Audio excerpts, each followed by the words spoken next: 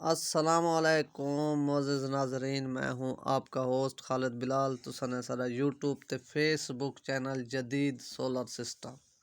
उम्मीद करना कि सारे दोस्त खैरियत नाल होसन ते सोलर के हवाले नाल ही कोई अपडेट थकू करेंदे पे, क्योंकि सोलर का रेट मज़ीद अप थी गए।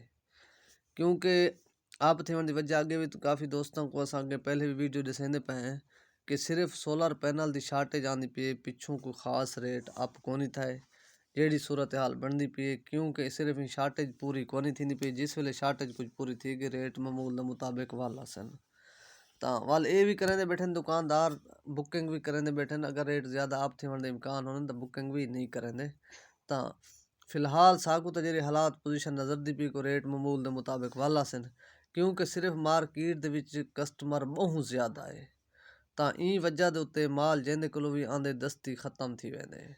तो ई वजह के उत्ते ज़्यादा रेट अप थाए खड़न। बाकी साकू जरा हालात नज़र दे पन, पिछा तो कोई रेट दे खास अप कोनी थाए। इतें और भी थी गन अप इन दुकानदारों को सिर्फ शार्टेज की वजह तो अज की जी सूरत हाल रही है उनके नाल थोको आगाह करूँ चा। तो फिलहाल अज दे जेडे सवेर तो शाम तक पोजीशन रह गई है, बहुत तेज़ रह गई है। शाम को जिस टाइम अज माल की पोजीशन बंद था, इस टाइम लॉन्जी हाइमो 6 का 66 रुपए ते बंद था सारे लइए दे विच, ते हाइमो 5 का जेड़ा था वो था 65 रुपए। क्योंकि बाकी जेडे माल हैं सारे इवें उन्होंने भी तेज़ी है मुकम्मल। ते जिनको दा जेड़ा माल है पिया वो 61 रुपए, ते कनेडियन का भी 61 रुपए ते बंद था। तो क्योंकि माल भी 550 555 के आते पैन, तो कनेडियन एन टाइप का जोड़ा माल है पिया वो भी यानी कि 65 रुपए के उत्ते बंद है। तो बाकी जेड़े इन पे माल इवें समय जे ए दा वो भी पूरा 60 रुपए थी गए। तो सिर्फ माल दा चक्कर यो लगा खड़े, शार्टेज दे लगा खड़े, माल पूरा भी नहीं थी। जितना जरा कहने को आंदे इतना गाहक के दस्ती खत्म थी वंदे। तो बार अल्लाह करम करे सी, अल्लाह करे सी मजीद रेट कम थी वैसन रुक वैसन।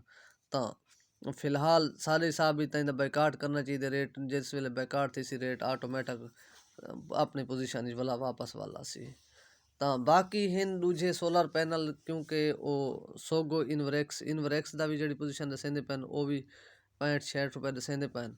तो सोगो का भी दसेंदे पैन कि 64 रुपए उनका भी रेट है, क्योंकि माल सारे को कोई नहीं होता।